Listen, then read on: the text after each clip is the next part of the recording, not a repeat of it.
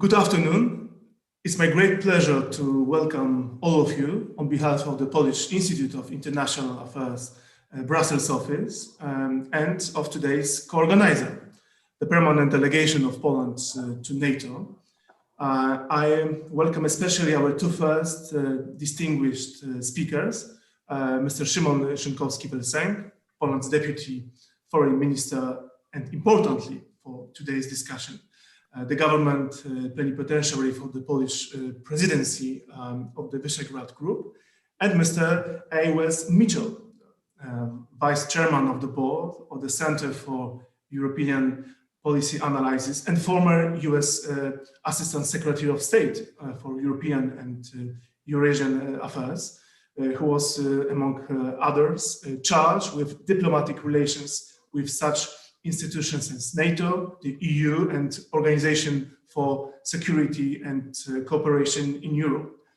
We are absolutely delighted that you accepted our invitation. Thank you very much for this.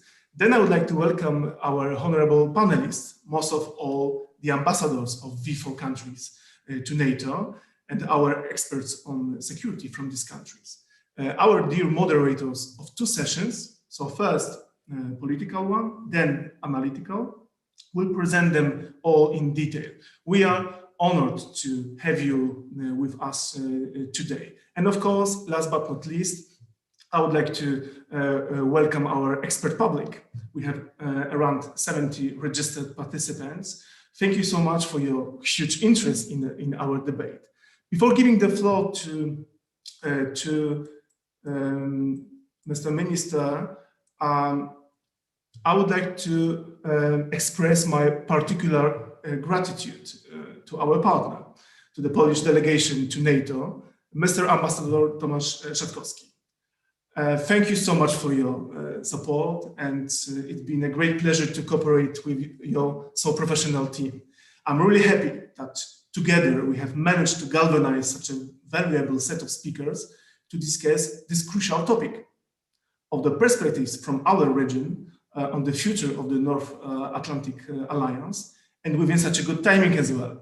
So on the one hand, we are celebrating 30th anniversary of the V4. Moreover, Poland is well placed to take active role in animating such a discussion as it chairs now the format. And on the other hand, we are just before the next NATO summit here in Brussels, where the NATO's future will be on the agenda. So will V4 keep unity with regards to the NATO's 2030 process and the next strategic concept, which will be aimed to deal with such key challenges as Russia's aggressive actions, cyber attacks, disruptive technologies, the security impact of climate change, and of course, the rise of China. These are questions that today's speakers will reflect on. Now I'm giving the floor to our first keynote speaker, Minister Szynkowski-Welsenk. The floor is yours, please. Thank you, Mr. Director, and ladies and gentlemen, I'm glad that I have the opportunity to speak at this important and inspiring event. Our discussion takes place at a very busy time for NATO. A new security environment is taking shape in front of our eyes, and NATO has to keep up so that it remains relevant. Therefore, the ongoing strategic discussion in NATO on how to adapt its role and maintain credibility is very timely.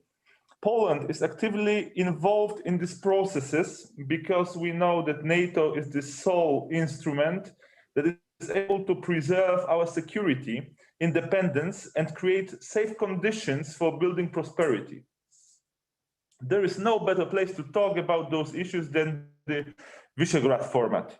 Our group has been formed with exactly this purpose: to foster Euro-Atlantic and European integration of our region. This direction, chosen by our countries back in the 90s, was pivotal for building a safe, thriving future. This is our lesson learned on how much we can achieve if we act together with a common goal. V4 proved to be perfectly efficient not only with respect to its original resolve to join the EU and NATO.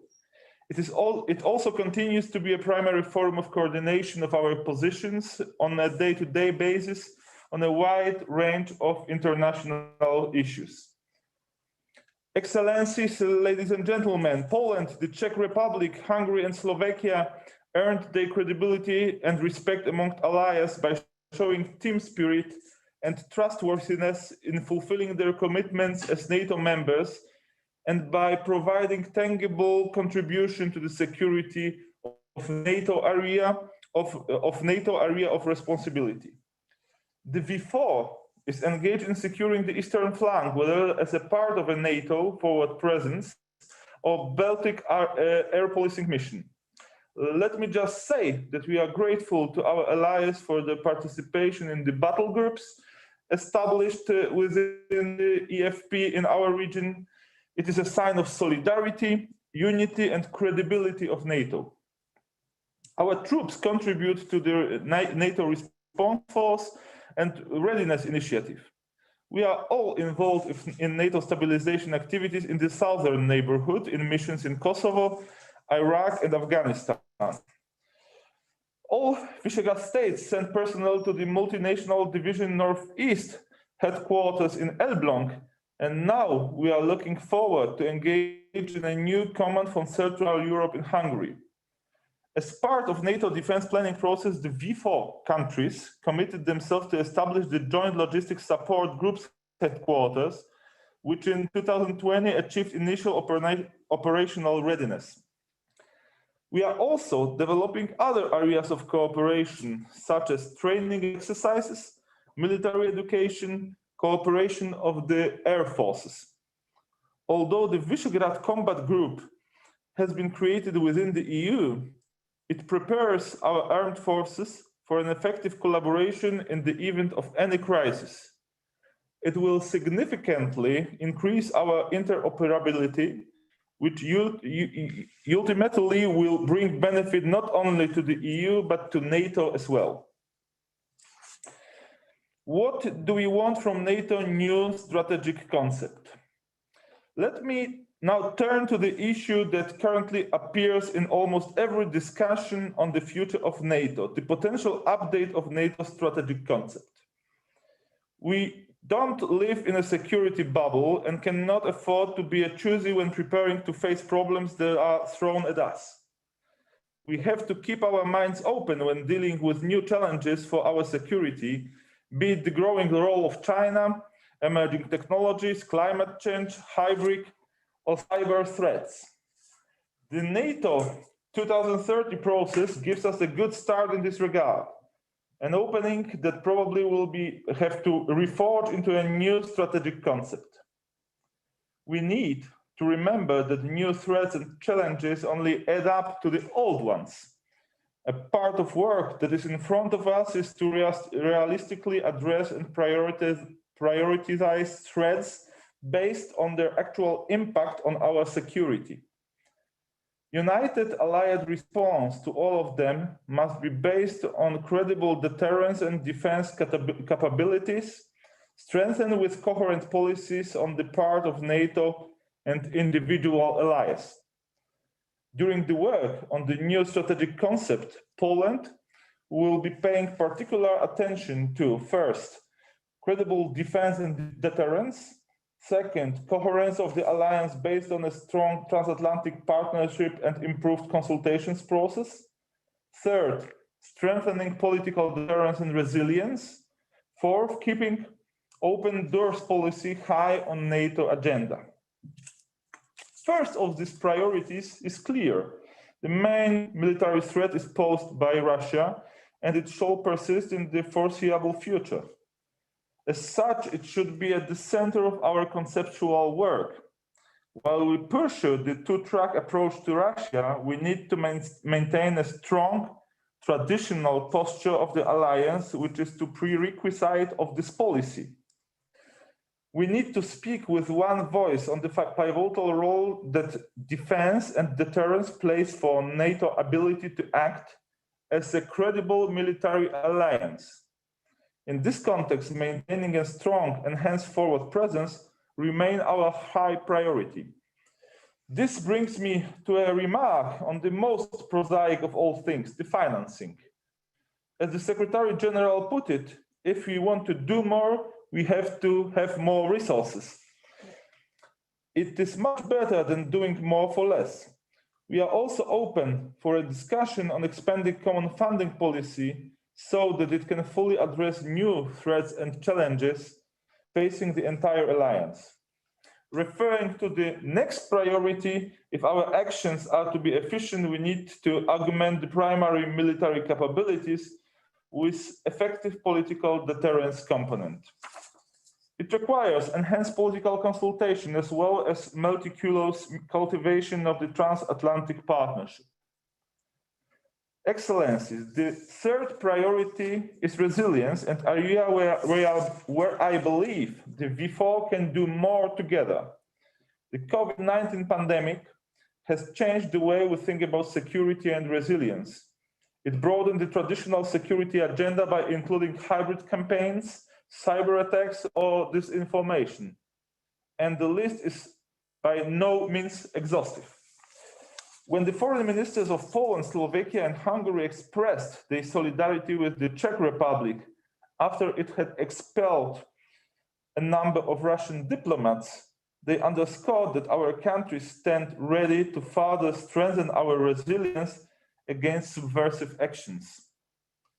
On 26th of April, the Prime Minister of Poland, Hungary, Slovakia expressed full solidarity with Czechia. This was this Monday. Full solidarity with Czechia regarding the involvement of the Russian military intelligence operatives in the explosion at the Verbatice ammunition depot in 2014. Together with the Prime Minister of Czechia, they strongly condemned illegal and violent actions carried out by the Russian intelligence operatives. The Prime Minister underscored that the Visegrad Group countries are determined to take measures together with fellow member states of the European Union to reinforce resilience. To do so, we should build upon commitments on resilience agreed at the Warsaw Summit and take into account lessons learned since then. We support adopting minimum standards of resilience, continuing updating general baseline requirements, improving civil-military cooperation, and reducing interdependencies and reliance on external supply chains. Important part of our work should be to enhance resilience of our citizens, who are an important stakeholder in responding to emerging threats. Furthermore, NATO has to support our partners in reinforcing their resilience to hybrid threats and in strengthening their capacities to effectively counter them. By strengthening them, we act in the interest of our own security.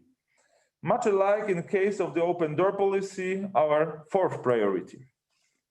Excellencies, this webinar purpose is to look at the prospects of V4 cooperation in the future. My wish is that the V4 brings a significant and visible input to the international security. I believe there is a space for us that we can fill in this regard. International and external security has been set by the Prime Minister of the V4 countries as one of the main topics of V4 cooperation in the years to come, as underlined in the declaration adopted on the occasion of the 30th anniversary of the V4 in February in Krakow.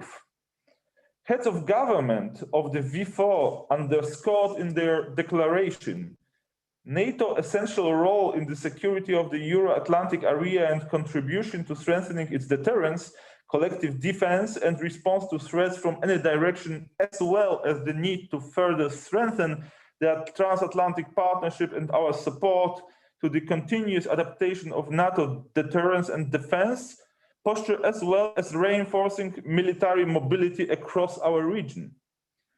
Our focus should be on increasing interoperability of our armed forces and developing capabilities that may be of benefit to the entire NATO, especially in the field of resilience. That refers to emergency response, such as in case of pandemics, consultation on technological innovations, and cybersecurity issues. The V4 long-term cooperation is also shaped by the processes set forth by the defense ministries. It foresees harmonization of defense planning, joint contribution to international forces, training and exercises, and coordination of position in strategic deliberations at NATO and the EU. The V4 cooperation is further grounded in the conviction that it is in our common interest to press for deepening the EU-NATO cooperation, the best way to avoid unnecessary and expensive duplication. And I believe we should also strive to do more to strengthen cooperation of V4 defense sectors and the joint modernization efforts. All these should contribute to make us more effective and our position better seen and more recognizable at both NATO and EU fora. I can only wish us that we are effective at this effort. I would like to wish you a fruitful discussion. Maybe I will add also some words about our last achievement as V4, because we have founded at October last year a special virtual platform where we cooperate in how to fight common with COVID-19 pandemic. It's a virtual platform where the representatives of foreign ministries and the ministries of health of the V4 countries meet to exchange the views, to exchange the plans, to exchange also the achievements and future goals. And I think that it is useful as a starting point for a further future cooperation, how to together strengthen our common so-called soft security. Maybe that's also a subject to discuss. Thank you once more for your presence, and I will have to leave because I have a meeting with my minister, which I already left to come here to your meeting. So please excuse me this, but thank you that we had the possibility to see each other. Thank you, Mr. Ambassador, and thank you also, Mr. Ambassador, for your work and organizing and proposing this meeting.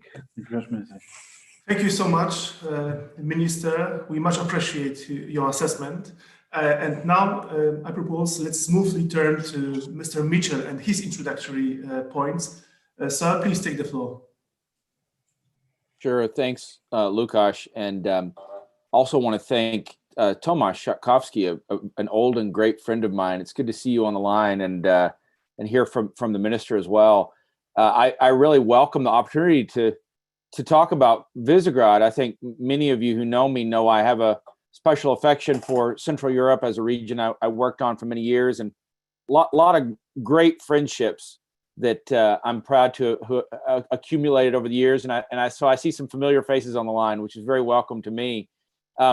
So Tomasz had asked me to say a few words about the NATO Reflection Group and the report, which has already been referenced, and which I had the honor of co-chairing with Thomas de Mazur, who is now a great friend of mine, and I think, well, it's somewhat immodest, but I would say we made a good combo in leading that group.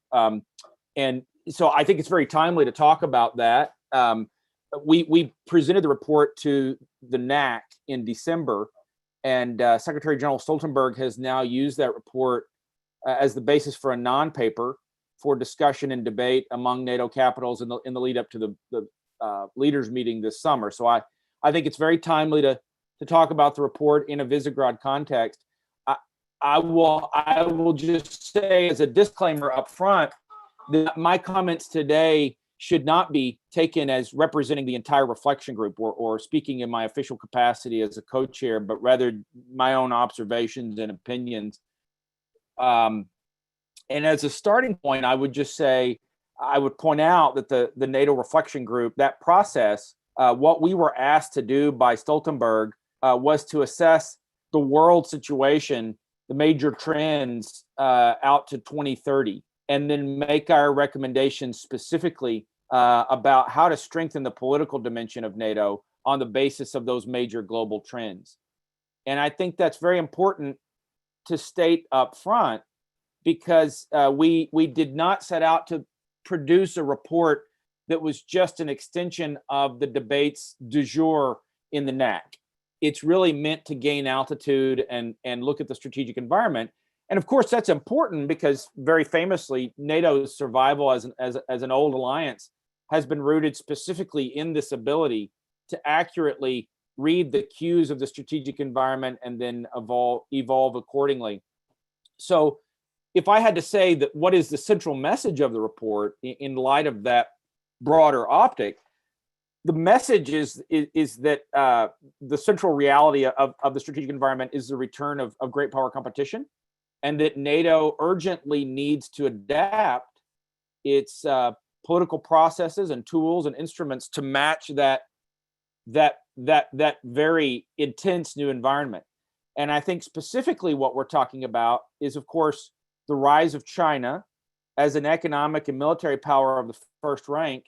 And of course, something that all of you in Central Europe are very familiar with, the persistence of Russia as a militarily capable and politically vengeful actor. Those are both large Eurasian land powers, but they're also ruled by the world's leading despotisms. And so I think that does give this competition both a military and a political flavor. So all of the report's recommendations have to be read in the light of that central strategic theme or sort of the leitmotif of the report. And I think the report argues persuasively that in this more competitive geopolitical era, the major there are major implications for NATO as an alliance that we're still absorbing.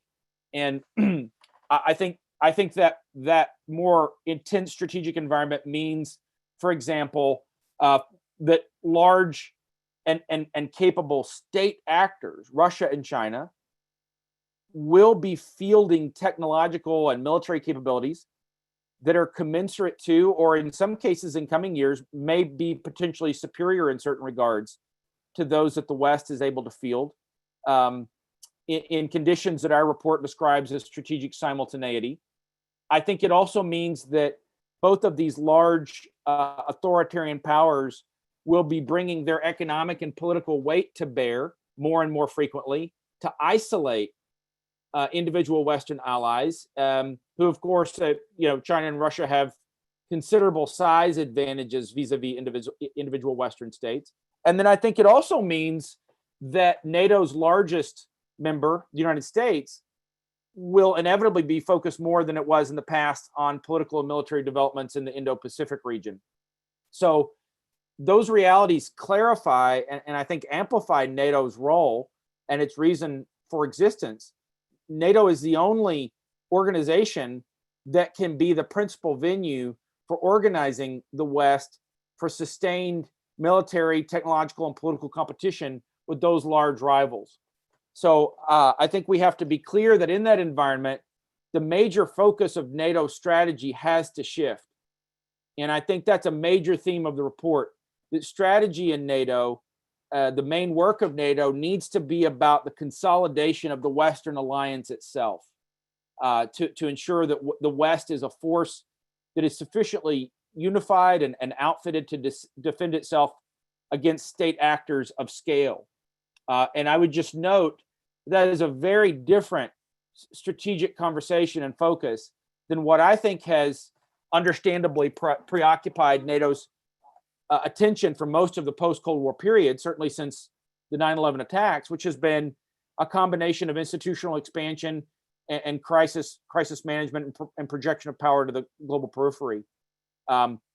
So I think there are profound implications of all of this for the Visegrad region. And I think I'll just name two. One of those is that Central Europe itself as a region is a special object of attention for Russia and China. And of course, the attentions of these rivals are felt all over the Euroatlantic area. But I think what sets the Visegrad region apart from a Chinese or Russian perspective is that in geopolitical terms, Central Europe is the joint or the hinge just by dint of its geography. I think Russia and China, both of their broader strategic and aims in Europe, can either be prevented or enabled most effectively by how they exercise themselves in Central Europe. So Russia famously seeks to expand its zone of influence in Eastern Europe and Central Europe via military pressure and energy deals and dirty money and other means. China needs Central Europe and the regions to the north and south of Central Europe as a point of ingress and transit to penetrate Europe's infrastructure. And I would add that I think both Russia and China see in Central Europe and in Central and Eastern Europe more broadly a target-rich environment for attempting to corrupt or suborn political elites and public institutions in ways that make them more amenable as tools of influence inside NATO and the EU. And of course, they do this in other parts of Europe and other parts of the West. They just size their strategies accordingly. But the other way I think all of what I'm describing touches Central Europe that I want to come back to is just the impact that it has on the United States as Europe's main security provider. And the refocusing to Indo-Pacific is a trend that's now very well advanced in the United States. I think this is more keenly felt in Central Europe than other parts of the European continent, because it's in Central Europe that the expression of US military power as a stabilizer to the European order is perhaps most immediately or decisively felt or needed. I am not of the view that the United States should signal to its adversaries that it is prioritizing deterrence against one over deterrence against the other. But I do think that the stark reality is that the United States, given our budgetary pressures and strategic planning documents, I think in the future, we will have less military resources for Europe.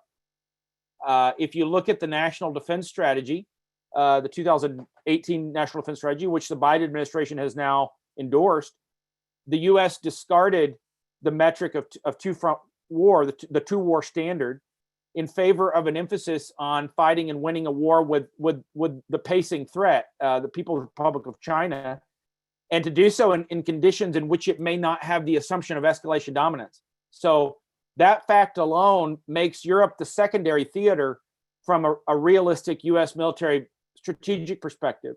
And I think it does mean that quantitatively more US military resources over the coming decade will go to the Indo-Pacific, but also that the US, per the NDS, will be developing capabilities, prioritizing capabilities for maritime and littoral combat settings rather than European land combat environments.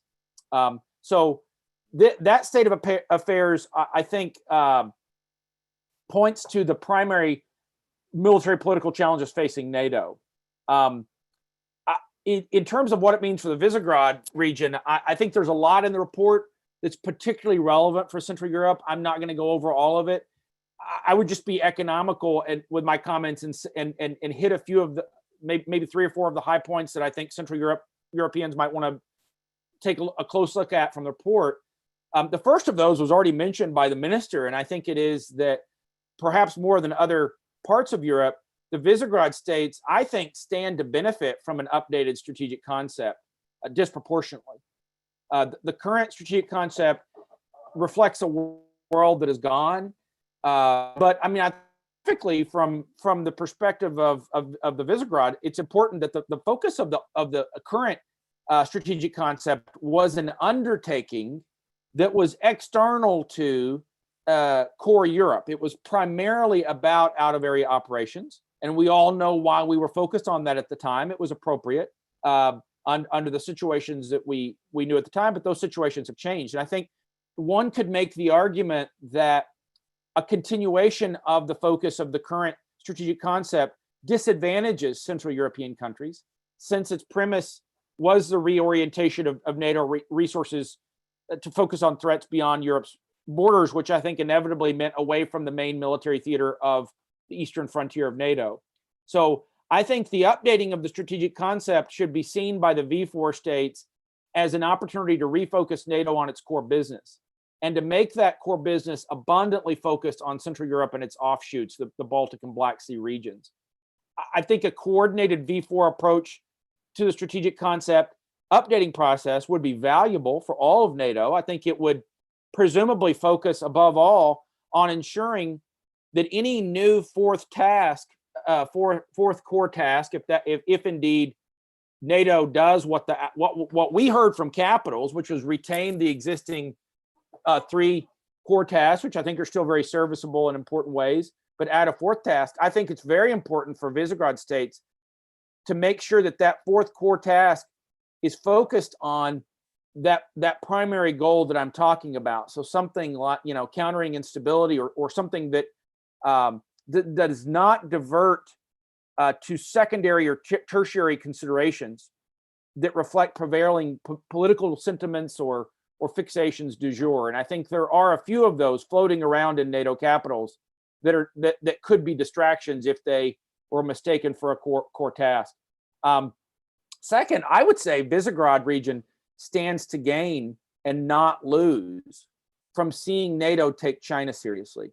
And I take the liberty of saying that very directly to all of you, because during the reflection process, I sometimes got the impression that Central Europeans, including some Central Europeans, do not see China as the core business of NATO. And with Western Europeans, that seems to take the form of wanting to look at China as an Asia-Pacific actor, or an overwhelming commercial actor that's the exclusive domain of the EU.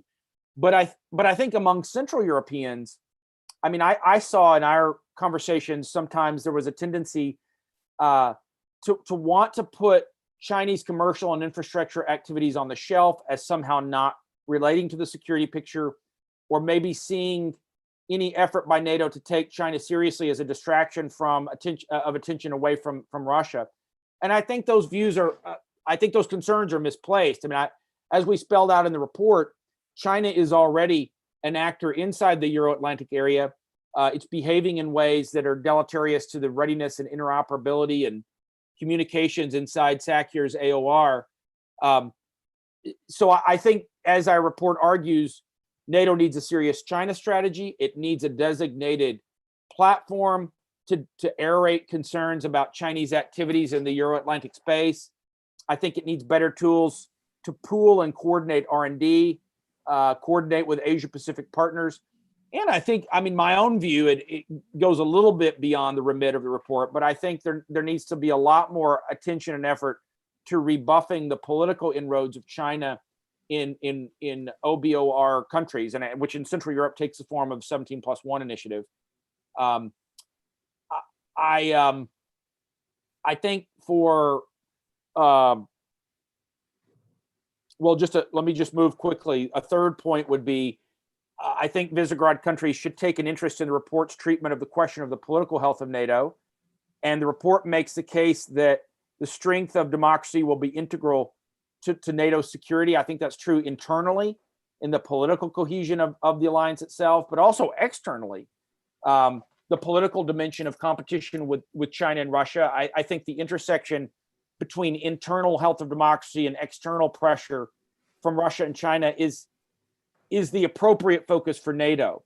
And our report put forward this idea of a Center for Democratic Resilience. In my view, I think that's a solid and sensible recommendation. It would give NATO the facility and tools to rebuff hostile foreign interference in the public institutions of NATO allies. But the important thing I would note is that the reflection group made a point of keeping this effort within NATO's core security focus. And I think you do that by keeping any initiative of this kind, any center of this kind, aimed squarely at the intersection of foreign threats and internal democratic processes. And then maybe just one more, finally, I think Visegrad countries have a particular interest in seeing NATO and the EU work better together. And I heard that mentioned in the comments by the minister just now. From what I saw in the reflection group's interactions with the European Union, I would venture to say, this is my own personal view, that members of the NATO alliance are in danger of segmenting informally into competing blocs that would undermine the West's ability to compete effectively with Russia and China. And I think that would be very unfortunate.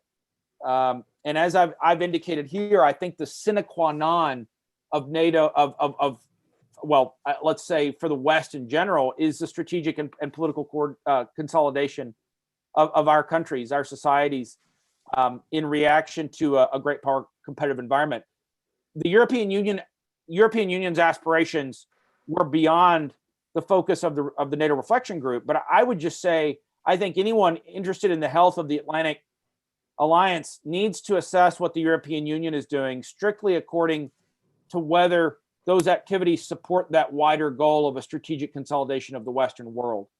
And a European Union that defines itself in opposition to the United States, which I think none of us would want to see, but for example, in technological and regulatory terms, I think would detract from Western strategic alignment and be likely to encounter defensive reactions from the United States under any administration at exactly the moment when more Western unity is needed vis-a-vis Russia and China.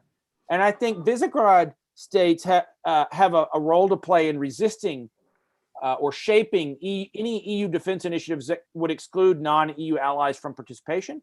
I think your four states are well suited to that role because you are members of the European Union in good standing, but also deeply Atlanticist in outlook. And beyond that, I would just say, I do think there is an urgent need, and I use that word deliberately. I think it's pressing for a deconfliction mechanism of some kind in the NAC to minimize the increasingly common problem of certain EU members of NATO that forestall action by NATO to preserve future EU prerogatives on things that the EU may not yet have competence or ambition for, but they want to preserve that as a future area for EU focus. And I think that's something to be gently but firmly resisted, and I would take that seriously. So I think I've talked enough.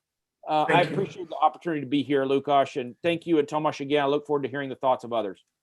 Thank you so much, Dr. Mitchell, also for this insider's perspective from the NATO Reflection Group. So let's turn after these two important assessments. Let's kick off the V4 ambassadors panel and on NATO's next strategy. So it will be Łukasz Kulesa, who at PISM is our deputy head of research, who will moderate and introduce the panelists. So Łukasz, the floor is yours. Yes, thank you very much, Excellencies, gentlemen. This is a great pleasure for me to chair this first session. We are a little bit short of time, so I'll try to keep my own intervention to the minimum and just give the floor to the ambassadors, because we have with us the ambassadors or permanent representatives to NATO of the four Visegrad countries. So at this point, let me just again welcome Ambassador Jakub Landowski, Ambassador Zoltan Noć, Ambassador Tomasz Szatkowski, and Ambassador Peter Bator. And thank you very much for accepting our invitation. From the minister, we've heard both the recollection of the 30th anniversary declaration, which underlined the role for NATO, of NATO for the V4 countries. We also heard about the most recent statements of solidarity with the Czech Republic. And I think both this general statement and the very recent statements and some actions, they provide a great context to our debate. I would like us to proceed in 3 rounds. I will first invite the ambassadors to discuss their national stance, their priorities, expectations, challenges perhaps with regards to the NATO 2030 process and the new strategic concept, perhaps also reacting to what Minister Szynkowski was saying, Wes said, and the findings and recommendations from the report.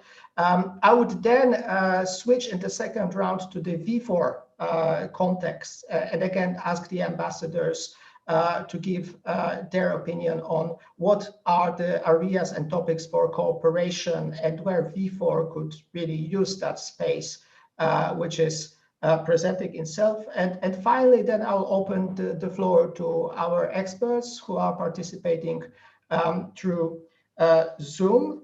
And I encourage them to use the Q&A function, not the chat function, please. And set your questions or your comments throughout the whole panel. So please don't wait for the last moment to ask your questions. I'll collect these and then present them to the ambassadors. Also, please indicate if you are referring or asking question to particular ambassador, and give your name and affiliation towards the end, because I know most of you, but some of the nicks on Zoom look unfamiliar. So that's enough for the technicalities.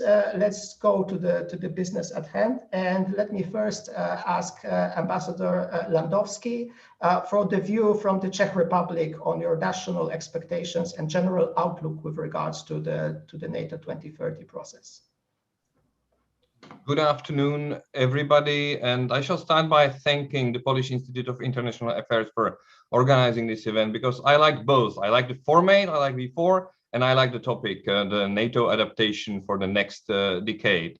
And you have set the agenda very well, and I'm always enjoying to see the colleagues as well, because we are under the Polish presidency of the V4, we are conducting many events that helps us to align our views, which are not always the same, but gave us a very good basis for a united approach within NATO. Although I should say in the beginning that NATO shuns the regionalization, and the spirit of 360 always prevails over the regions, but we cannot escape geography. And about the V4, I should say in the beginning that we are first at hand having excellent neighborly relations in Central Europe, which is not a common thing, especially in a previous century. And we owe it to the fact that we shared a vision to be part of the Europe whole and free, to enter NATO and the European Union. We succeeded in that vision, and now we share the responsibility to make those two organizations a cornerstone of our national security and also prosperity.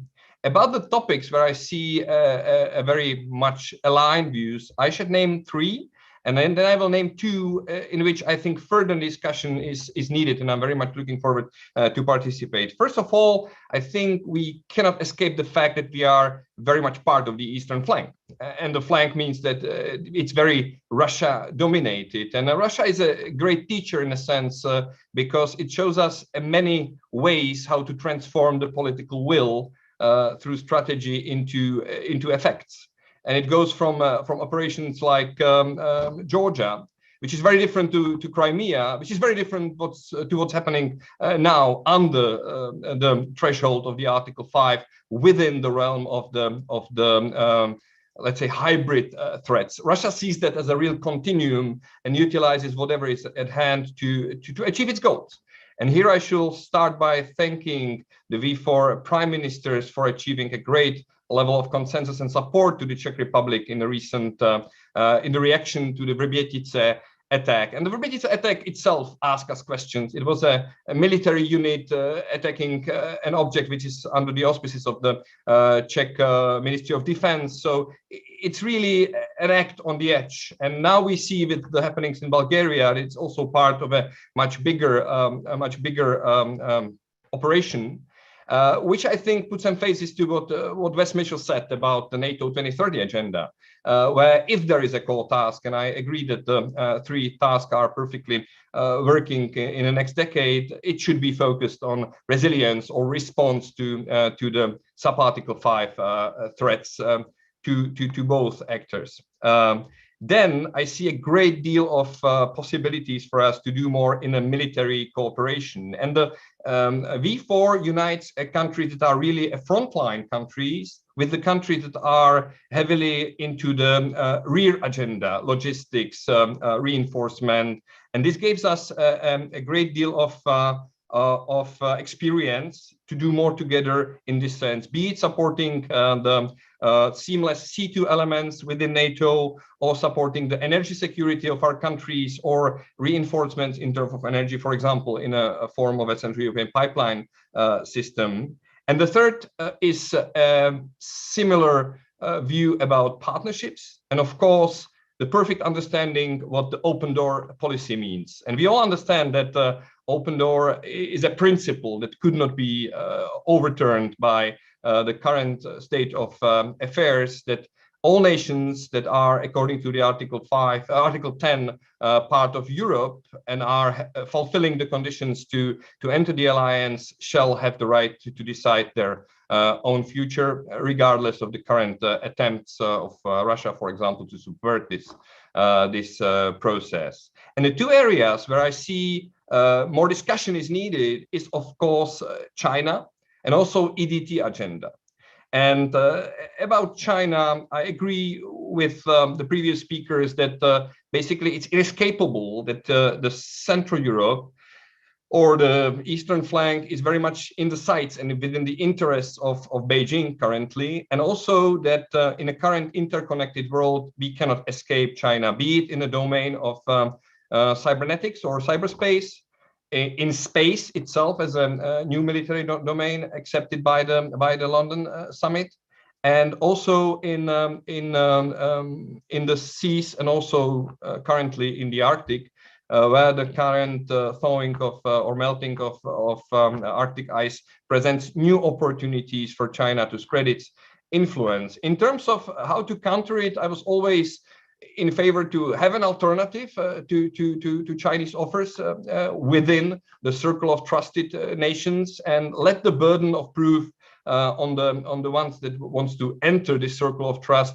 rather than pointing fingers. But the thing is that we really need to be aware that the current state of affairs in the international relations will not be so centered on the natural agenda of the Eastern flank, which is Russia. It should include the great power competition, but I'm very much looking forward to hear the interventions of other colleagues about the China question in regard to the V4. Last thing, the agenda of the EDT. It's a truism by itself that EDT is something which is on the horizon, something unknown, always offers a challenge and an opportunity.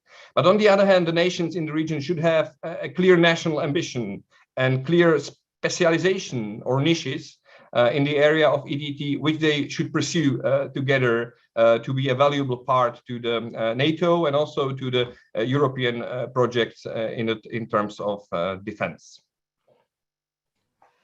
Thank you very much, especially for leaving us with some challenges, because nothing makes the external experts more happy than focusing on some areas which require further work, because we know more or less what we agree on. Yes, the China and the EDT agenda. Thank you very much, and let me now go to Ambassador Noć.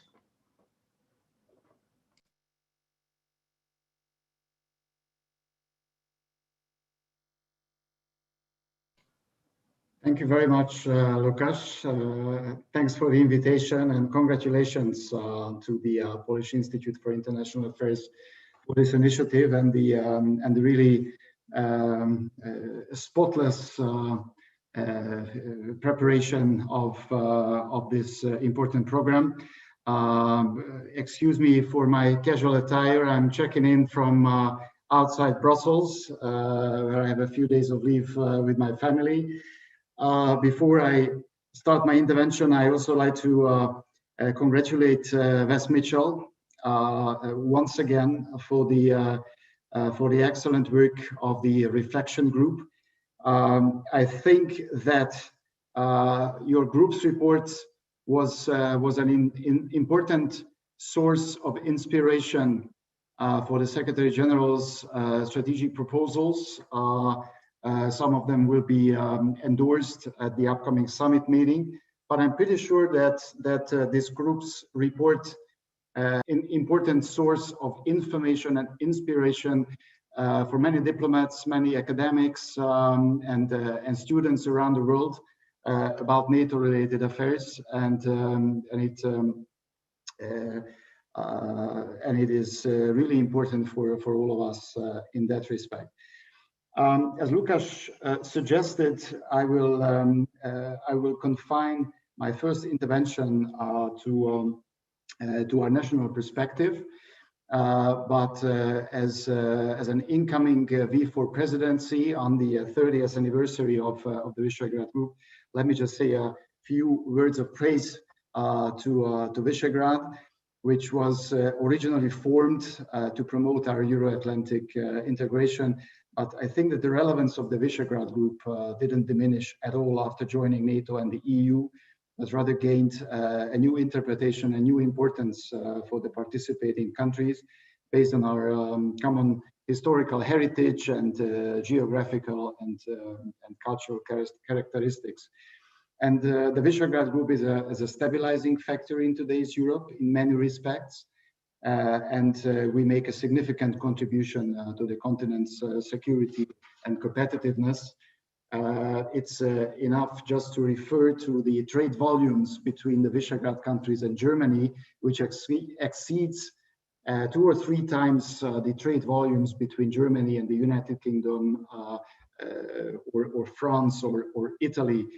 And I think that the new economic engine of Europe is definitely our region. It is also known that we have a flexibility of our cooperation, and the respect shown for each other day to day allows us to work closely together. And of course, we also acknowledge when we don't agree on each and every issue. Let me also emphasize at the outset that in NATO, there is no formal cooperation among us, since we in Hungary, but also I think the other countries as well, are against regionalizing security formally, and we want to avoid regional caucuses within NATO.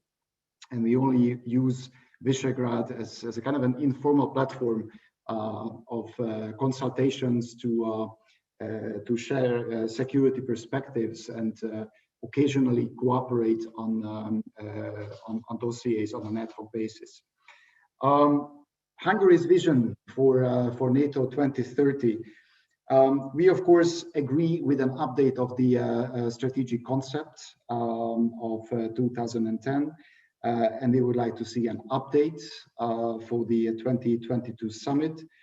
And for us, of course, the final product, the new strategic concept, the new vision for 2030 is important, but it is at least as important the journey which leads us to the final product.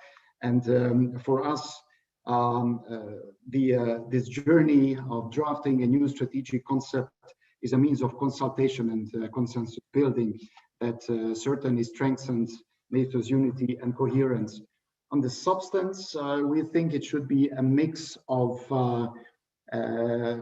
old and new elements, and definitely we must build on the foundations of the 2010 strategic concept and reaffirm those elements which are still valid, NATO's 3 core tasks, for example, or the open door policy. And on the other hand, we should prioritize and tackle current and emerging security threats and challenges. In that respect, the military dimension is very interesting because NATO from 2014 applied a sort of a reverse engineering and launched a comprehensive military adaptation of the alliance without strategic guidance, a very specific strategic guidance from the 2010 strategic concept. So now we can use the results of this reverse engineering and have the military inputs developed since 2014, the new NATO military strategy and other strategic documents. Now on the new strategic concept, for Hungary, the main theme of a new strategic concept and the new vision for the next decade is a balanced approach. A balanced approach in almost everything. A balance between the political and military dimensions of the alliance. NATO is a political military alliance based on common values. Therefore, the updated strategic concept should lay equal emphasis on the political and military dimensions. And on the political side, of course, a transatlantic link, unity, cohesion, solidarity, fair burden sharing are the main themes. And militarily, NATO must remain the embodiment of collective defense for its member states. Balance between defense and deterrence and dialogue. We think that NATO must continue and implement the comprehensive military adaptation process and strengthen further its defense and deterrence posture. On the other hand, for example, with Russia, we must be ready for dialogue whenever Russia's actions make that possible. And it's a very important thing for us, especially to strengthen transparency and reduce possible risks and thereby avoiding any eventual miscalculation. Balance between conventional and nuclear, of course, NATO must remain a nuclear alliance as long as nuclear weapons exist. But of course, that has to be matched with an appropriate level of conventional capability. A balance between East and South. Our countries are very close to the eastern flank of NATO, but we must not forget that NATO faces distinct threats from all strategic directions. Russia's destabilizing activities are, of course, a threat to Euroatlantic security, but at the same time, we should not forget that in the past decade, NATO used a lot of time dealing with threats and challenges emanating from the south, from Afghanistan, Iraq, Syria, and Libya. And just to name the few, pervasive instability, illegal migration, terrorism, and the combination of illegal migration and terrorism. Therefore, NATO must adapt a 360-degree approach, both politically, militarily, and also in terms of its partnerships. For us, mutual solidarity is also important.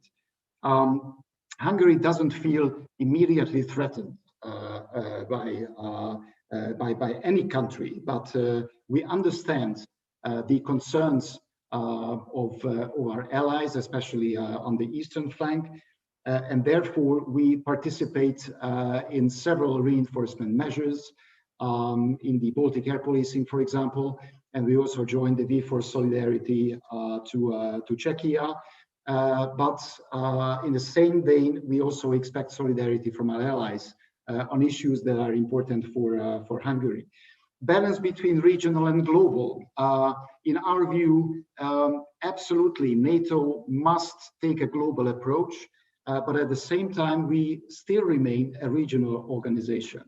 And we must find a balance between this being a regional organization and having a global approach. A balance on China. The London Declaration sets out a very balanced approach on China, having described China as an opportunity and a challenge. Of course, for NATO, it's difficult to find this right balance. Therefore, we must continue the process of better understanding China, the rise of China, and what it means from the security point of view. And NATO must take an active look at it together with other like-minded countries. Balance on resilience. Resilience still must remain a national responsibility, but we also must admit that NATO is as strong as its weakest link. Therefore, we must feel this collective responsibility to remain strong and become stronger individually with respect to our resilience. A balance between conventional and emerging threats. I talked to some extent about the conventional threats, and of course the minister and also Ves talked about a lot of emerging threats and challenges such as hybrid disinformation, etc.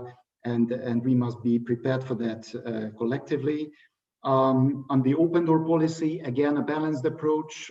We think that the open door policy must be unchanged, and any decision, NATO decision on invitations must be an issue only for the alliance and the aspirant country or the aspirant countries. But of course, it still remains a merit-based process in which NATO will judge the readiness of the aspirant countries to join NATO on the basis of Article 10 of the Washington Treaty. A last point on NATO EU. Indeed, we need a strong strategic partnership between the two organizations, and Europe must be more capable, both politically and militarily. But we in Hungary don't really believe in a European strategic autonomy, because a real strategic autonomy, by definition, would also involve collective defense, and that, in our view, is strictly NATO's responsibility and competence. Therefore, we prefer speaking of an operational autonomy rather than a strategic autonomy. A last word, if I may, a point of reaction to Wes Mitchell's excellent expose at the beginning. He mentioned the importance of democratic resilience, and they very much agree with that. I think we in NATO are all democracies where the rule of law prevails. At the same time, we are very, very skeptical about introducing any kind of mechanism or new institution within NATO to deal with democratic resilience, meaning the democracies and rule of law of the member states. We now, first of all, need unity and cohesion and solidarity, and we think that any intrusive process dealing with the democracies and rule of law of the member states would be very, very divisive, and divisions would only make the alliance weaker. With that, thank you very much, and look forward to the discussion. Thank you very much for this very elegant vision of a balanced NATO. And I think we all appreciate very much that you are spending time with us instead of enjoying some free time with your family. So thank you for that. And we promise we won't keep you for too long. Let me now move to Ambassador Szatkowski, who has a slightly, I think, difficult task because the priorities were presented by the minister, but please feel free to discuss on any topics that require further explanation or further exploration. Thank you very much, Mr. Kulesa, and I will try not to contradict priorities that were set out by Minister Szynkowski-Welsenk. In a way, my task will be a bit easier. I will try to save you what he has said. I'll try to add perhaps here and there, and especially taking into account excellent introductions of my colleague and of the minister and of Wes before. That will make, I hope that will not make my presentation a little bit chaotic, but let me start from where we are with the NATO 2030 process. So we've started with the process called the strategic reflection process. And indeed, I want to join Zoltan in congratulating Wes, he and his colleagues from the Wiseman Group, including the Polish former minister Anna Fotyga, for drafting a very good report, which already served a very important purpose, a purpose of sort of unifying us around the constructive discussion within the alliance. Because when the strategic reflection process kicked off, we were in the wake of very loud, I would say, rather ungrounded comments that suggested NATO being brain dead. We were with an outdated strategic concept for that a lot has changed between 2010 and 2020. I don't have to enumerate what has happened. Also, there was a certain sense of lack of consultation within the alliance, the external consultation with the capitals. I mean, capitals coming in and sort of explaining to, consulting with our allies on vital issues of security, allies consulting themselves in the NAC, but also perhaps insufficient communication between the NAC and the NATO bureaucracy. And I think the report has served the purpose very well with providing sort of a constructive message, a lot of sort of out-of-the-box ideas, but also served a very important theme of gearing the alliance being more up to the challenges of the current era, and here I think the notion of the strategic competition is the right one indeed. So let me just kind of add a couple of words to the priorities that were mentioned by the minister. So to us, indeed, the process that started from political dimension needs now to be complemented by military one. Why?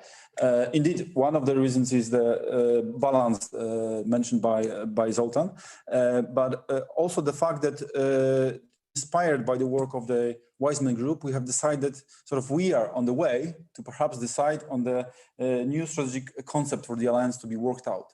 And the upcoming summit is indeed a very good occasion to send a message from heads of state and government on that. And this message basically should be to implement the substance coming from operational level concepts that are already agreed within the alliance. Zoltan has mentioned that this is sort of a reverse engineering, but we have to bear in mind that in NATO's history this has been the way a couple of times, including the famous flexible response strategy that set out a conceptual groundwork for NATO's military strategy for many years. Actually, that was adopted in the military pillar before it was sort of endorsed and implemented on the political level. So now the leaders should sort of commit themselves to such a vision. This vision should basically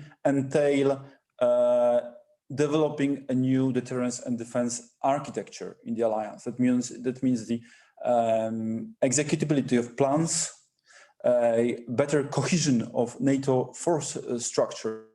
What I mean by that is a cohesion between the NATO command structure, the elements designated or generated to NATO Response Force, to the NATO Readiness Initiative, and with the national home defense forces.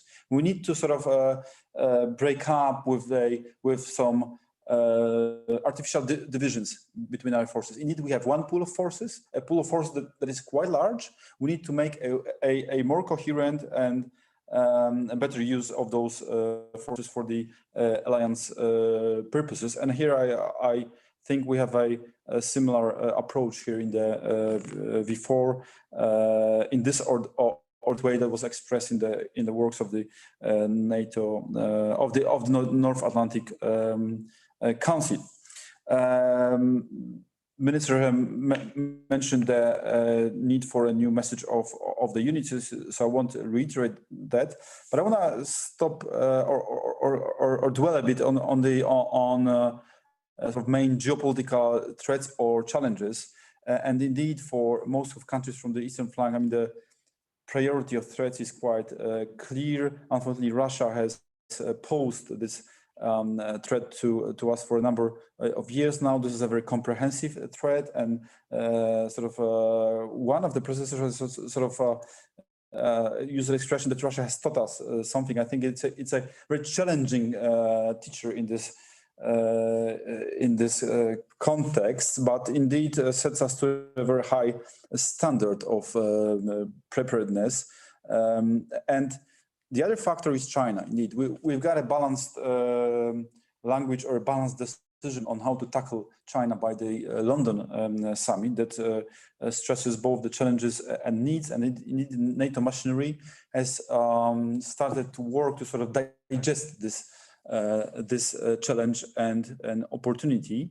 But there is one thing that indeed stems from those two challenges and from the notion of strategic competition. This is the resilience, indeed. Whereas Russia, her comprehensive threat entails that we need to be more prepared, more coordinated in a sort of pre-conflict phase. I would say that our approach to China should also be should also emphasize the resilience. Resilience is I think the attitude that we can agree on within the alliance. First of all, it's not an aggressive approach. It's not an approach that emphasizes any sort of a hostility, but it's an ability to be resilient to an illegitimate attempts or illegitimate attempts to use levers of power by a foreign actor.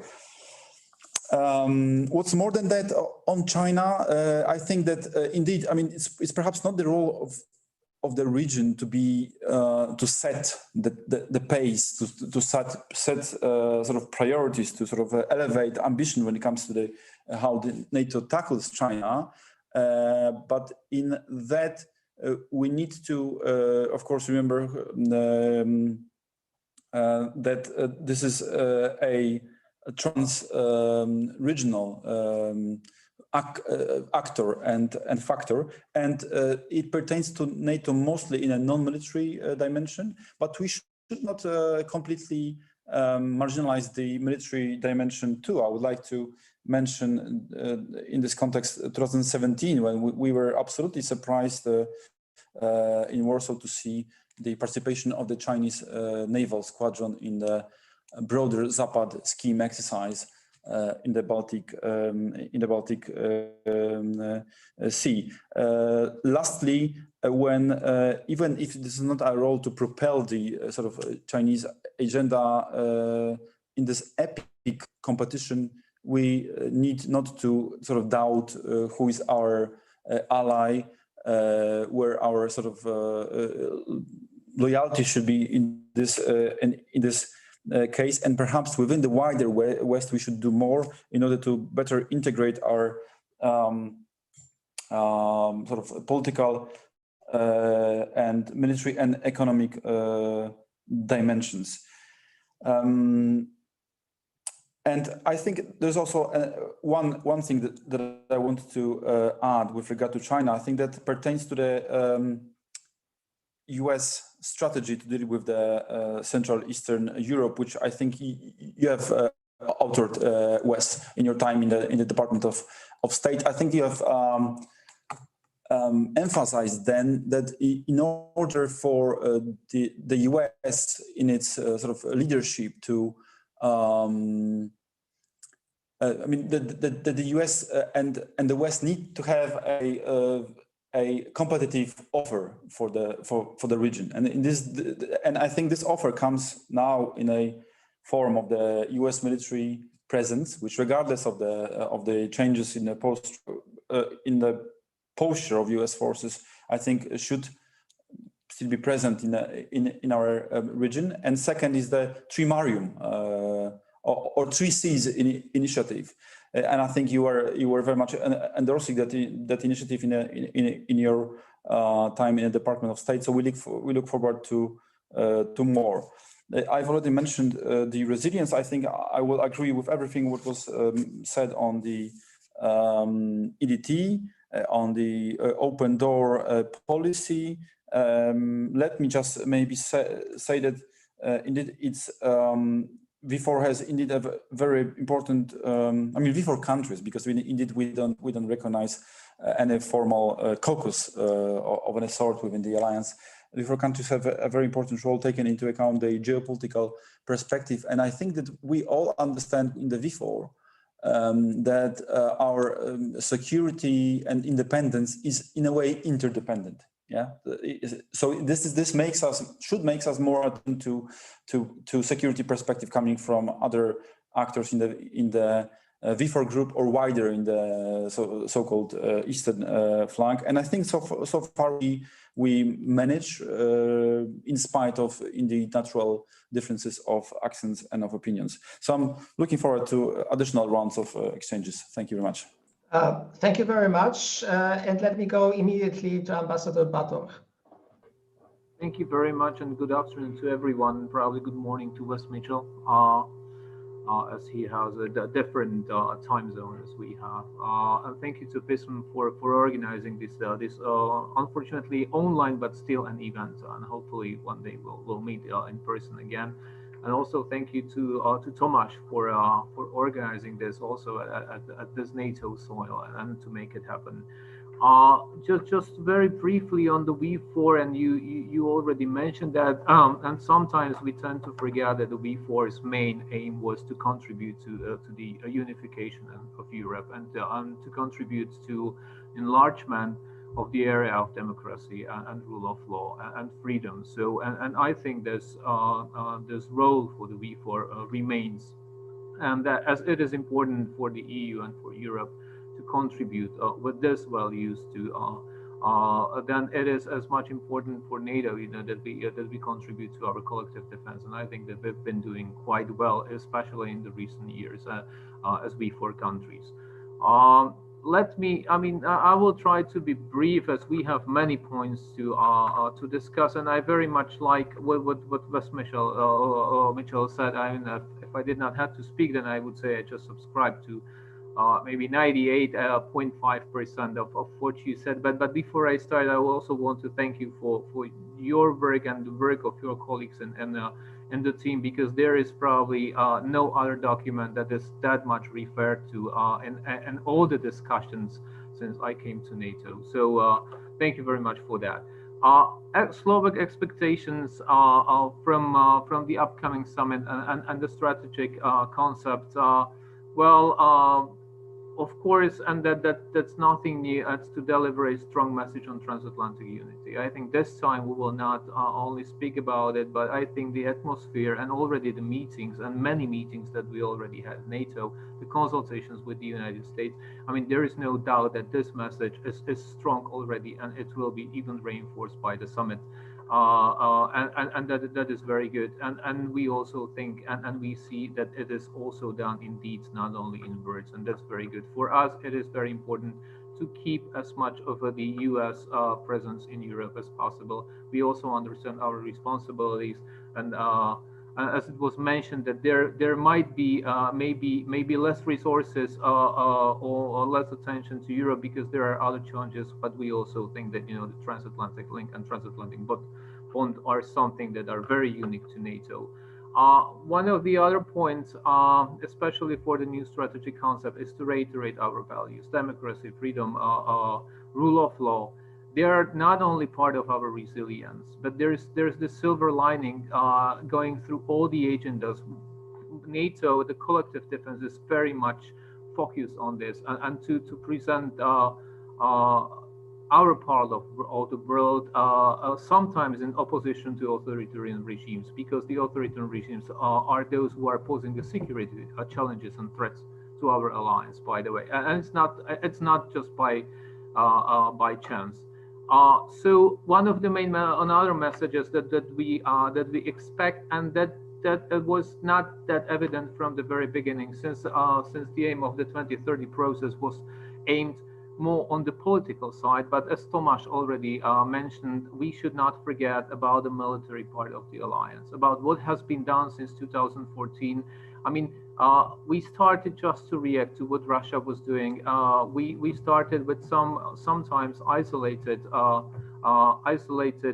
activities, isolated actions, but now they are coming under one umbrella. And one of the main aims and roles of NATO and the leaders should be just to present this alliance that it is better prepared, able to send troops much faster, that we invest more in our defense and make our systems more efficient. Like, by the way, the common funding proposals and many others that have been proposed. The aim of all those is that we are really creating a new system, new concept of deterrence and defense that will incorporate many different strengths, and the umbrella of it is that we are ready, and this should be an important message to those who try to challenge it.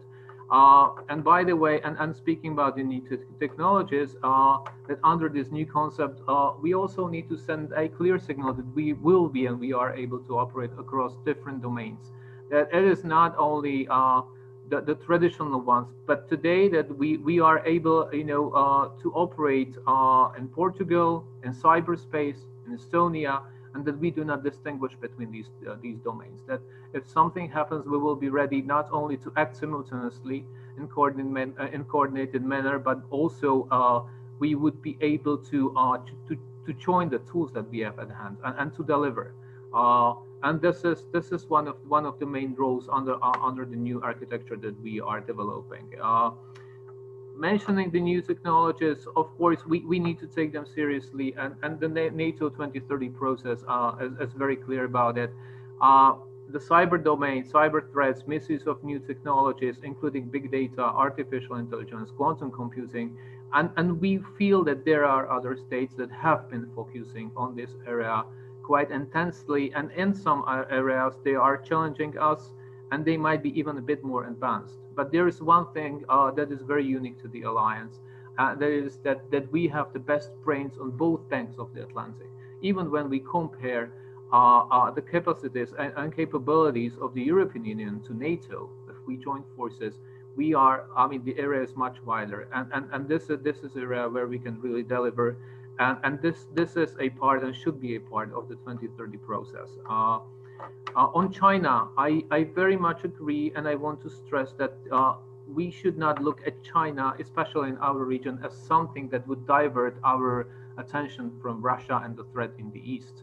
I think it is something that can quite complement each other, because security has not just one dimension, and maybe China is not posing a direct military threat to us today, but there are many other activities that are under Article 5. They are of non-military nature, but they are no less serious. And I may repeat myself, but I'm quite convinced that some of the challenges, or something that we today see as challenge, will be a threat tomorrow, and we need to be prepared for that.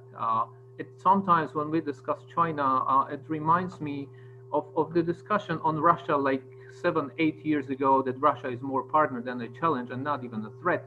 And then it changed suddenly. I think in maybe more than 7 or 8 years, we might face a somehow similar situation. And coming to V4 in our region, I very much agree with the thesis that it is used by China as a vehicle to move further to Europe. But there are certain areas where China is very much interested. In case of Slovakia, there is almost no economic interest. There is less than 1% share of their foreign investment, less than 0.1% share of the overall V4 investment are in Slovakia. There are no serious economic interests, but there is a really strong interest in their participation in building our networks. And I'm not only speaking about 5G, which is usually the obvious one, but that's other networks, the public service, state administration, even schools, research centers.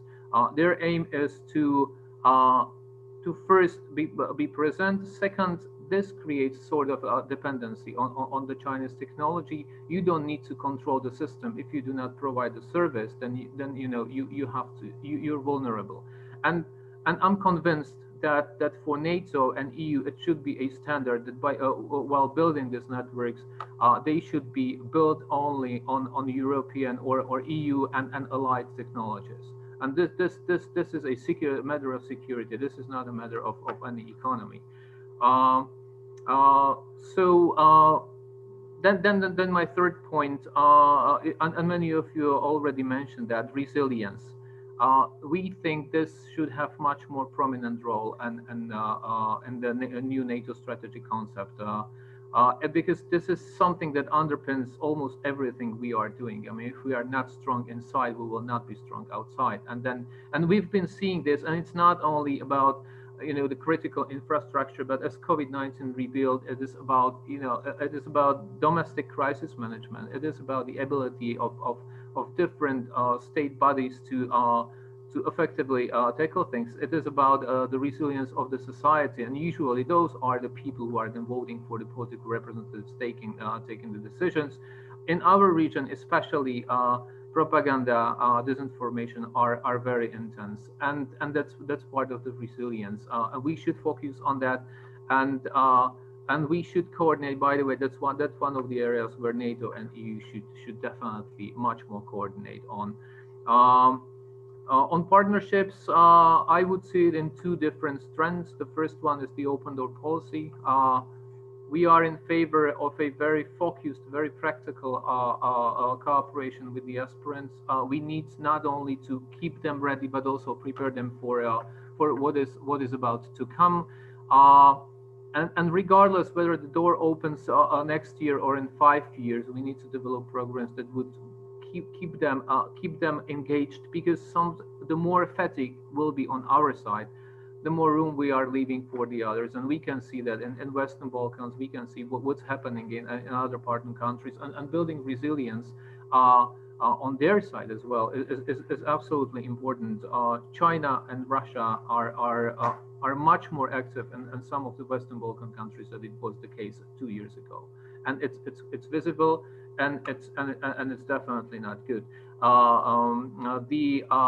And so that was the other dimension of our partnerships, building resilience, and trying to import. While we focus on, sometimes in NATO, we tend to look at partners as doing just the very standard programs, building capacities, developing some new programs, conferences. Sometimes it is more driven by the partners than by the alliance. And we tend to forget about the new technologies and all the content that we are preparing for 2030. I mean, part of it should be already part of the cooperation with the partners. And lastly, on strategic communication, and I would end here. I mean, it's no secret that it's not only important what we do, but also how we communicate about it. And there are many opportunities, to sell what we are going to do. And there might be even some topics that are now not that central to our efforts, as climate change and its impacts on our security, or even the human security, but also the topics that are easily followed by the general public, are quite popular for the NGO sector, for other organizations like the United Nations. I think we should use these topics as well to reach out. And sorry, and on my last point on NATO EU, there's a lot of potential. There is, starting with military mobility, EDTs, resilience, many other topics, but we need to find a common ground to deliver in practical terms. And on transatlantic relations in this, we think that the triangle between the EU, the US, and NATO is very important. There are certain things that are very important to EU-US relations, and some of them Wes Mitchell already mentioned. And we also think that by advancing these relations between the EU and the US, we are somehow also opening the door between NATO and the EU, and pushing for more practical cooperation. The more we can deliver on the EU-US cooperation, we can also then translate into NATO EU cooperation. And I would end here. Thank you. Thank you very much. We are quite dramatically running out of time and eating into the session for the non-governmental experts. But I suggest that this time I'll be very strict, and I'll give each ambassador just 1 minute. And please either highlight a specific area or specific initiative of the V4 that you think would be especially useful for the broader audience to know about, or to respond to any of the questions that appeared in the chat. But please, 1 minute each. I'll be like Secretary General and counting your seconds. So Ambassador Landowski, over to you. Thank you very much. Instead of highlighting something, I will take my favorite topic of NATO EU cooperation and address a question that was posed by Félix Bouton. And he's asking how to tackle resilience if NATO has no instruments to enact norms, and how to ensure the response to sub-Article 5 threats. I think we are currently living in a world where whenever we define categories and let's say dissect the reality strictly according to those lines, like Article 5, non-Article 5 category, the world will simply not listen. It will pose us a dilemma, basically. And the NATO did its decision about the Article 5 also by the only enactment of the Article 5, which was against the terrorist threat. And we have basically a very important actor in terms of responding to the threats that are currently under the flag of cyber information warfare and hybrid. And we should find commonalities between those areas rather than bifurcate or make the situation even more complicated. And what I think is really important, and I will bring you some examples, is that all these methods basically utilize a hole in the system or some inefficiency in the system and run some malicious code through it, be it an information narrative or a computer code, or it could be a biological code in terms of some new pandemics, and the system will basically do damage to itself. And I was asked what NATO can do. If somebody blows up your military depot, the response is, of course, making your depots more resilient, more secure. If I have to answer a question whether NATO should have a robust plan to address the next pandemics, I would say yes, because the countries are using their armies very eagerly to fight the pandemics, and NATO played a crucial role in transporting assets at the beginning of this crisis. If I would be asked whether we should have, we should have a biological program, chemical weapons program after Salisbury, I would say yes. Thank you very much. I'm sorry, I'll be a little bit mean at this time. Ambassador Notch, over to you.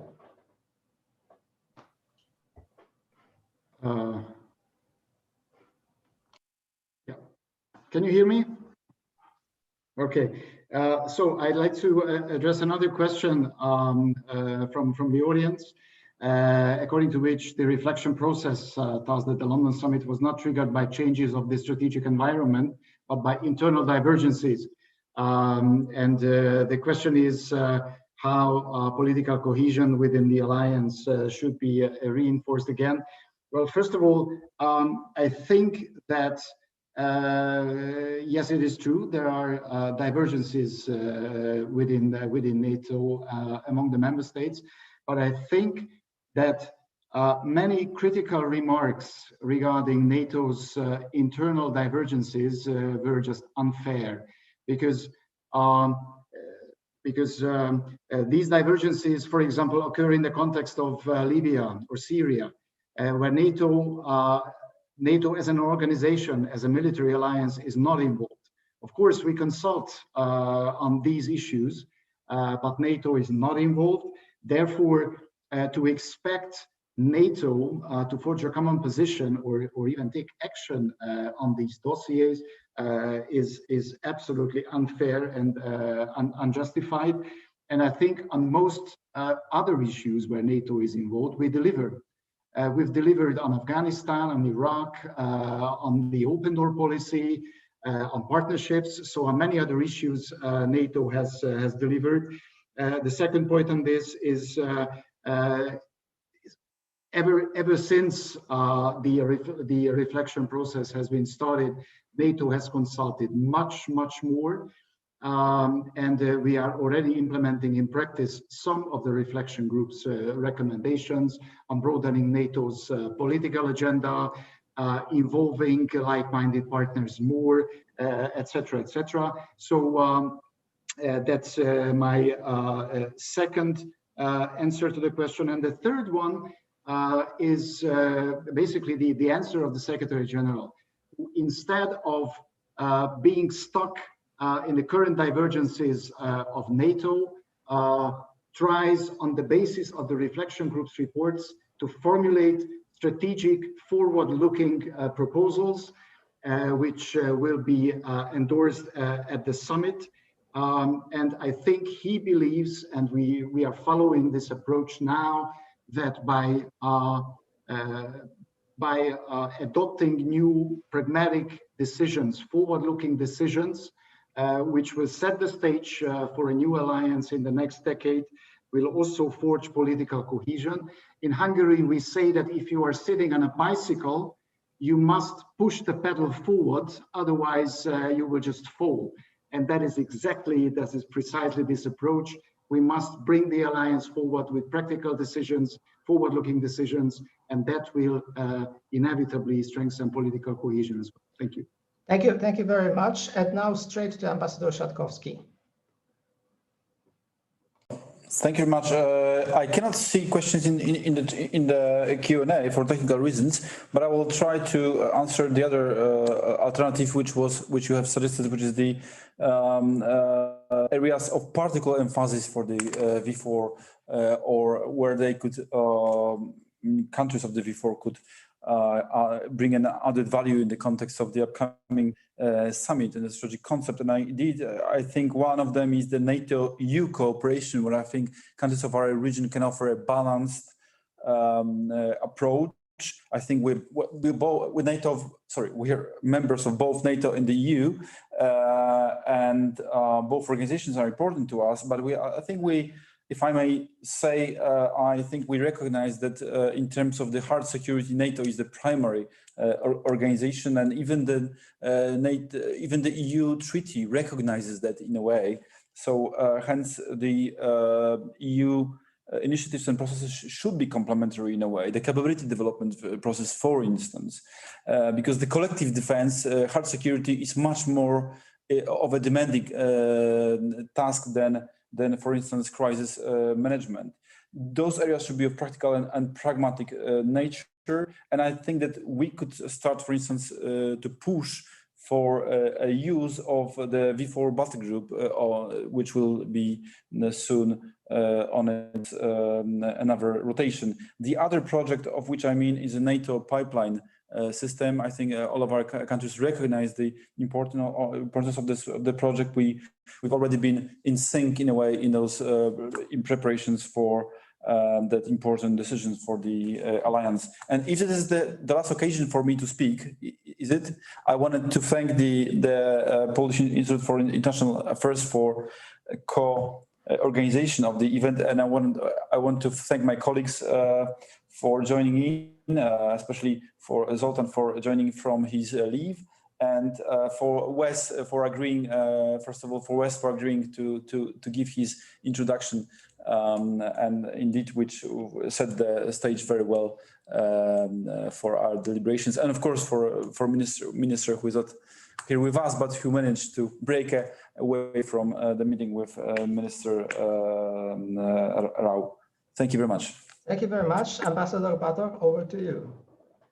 I'll try to tackle a question on the autonomous military capacity aspiration of the European Union, and to what extent does it pose a challenge to cohesion of NATO. Well, first and foremost, I mean, and what role or how this should be translated into the new updated strategy. I think there is no doubt for NATO members that the Article 5 and NATO's collective defense are really the core of our defense. And in this regard, of course, there is no question about any undermining of it. Of course, there are questions to what extent the EU wants or has to develop its own capabilities and capacities. We must make clear that there is when we speak about the European security, we do not speak only about the EU's security. It's much larger. There are several NATO allies that are member of the alliance, but are not member of the European Union, but are in Europe. So and looking at the I would say the face of the concept in the European Union and everything that NATO has done in its over 70 years history. We should look at this as two complementary processes and not to build unnecessary duplications. And while the debates are always on the table in NATO and in the EU, to what extent we should somehow outsource or allow the EU to build their own capabilities, there should be no doubt that this is not going to undermine NATO's cohesion. I mean, there is no doubt about, the awareness of NATO members that there is collective defense as the only collective defense now that we have, and the European Union, even if it wants to build some of its capabilities, then it's something different than this. Thank you very much, and I would like to very warmly thank the four ambassadors for your time and for this very comprehensive dialogue. 98%, I think we agree. Maybe next time we discuss the remaining 2%. I understand that we go straight to the second session, which will be slightly longer than in the program. So don't worry, we won't try to squeeze everything into the 20 minutes remaining in the program. So thank you very much. And let me pass the floor to Wojciech Lorenz. Thank you very much. So a lot of interesting things has been said, and we will see what experts can contribute. I have a pleasure to chair the panel, The Record and Prospects of V4 Defense Cooperation. And we had a chance to have the shortest panel in humans history, but we are able to extend our time to 5:45. Nevertheless, I will cut my introduction and we'll go straight to introducing our panelists. We have four distinguished speakers: Justyna Gotkowska from the Center of Eastern Studies in Poland, Matej Kandryk, Director of Stratpol, Strategic Policy Institute in Slovakia, Martin Swarowski, Head of Security Strategies Program, European Values Center for Security Policy in Czechia, and Alex Ettel, Research Fellow, Institute for Strategic and Defense Studies in Hungary. And of course, we have a fantastic audience and a Q&A box. So if you have any questions for any of the experts, please write them in the Q&A. I will start with Justyna. V4 is definitely a useful platform for political cooperation. We have heard about a lot of examples of where we were able to coordinate our policies. But I would like to ask you about how we contribute in practice for EU and NATO security. First of all, thank you for the invitation to this interesting panel.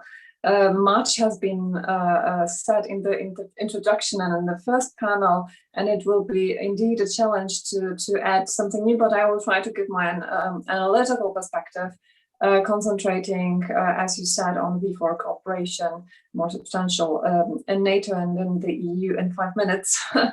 So as it was mentioned, in NATO, in my opinion, the main focus of the V4 cooperation has been on coordinating mainly the political positions on key issues and thus enhancing the region's weight in the alliance.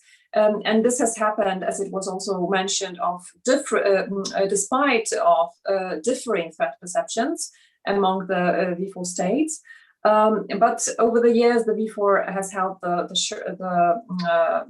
has shared the uniting view that a strong NATO is necessary to maintain peace and prosperity in the region and in Europe.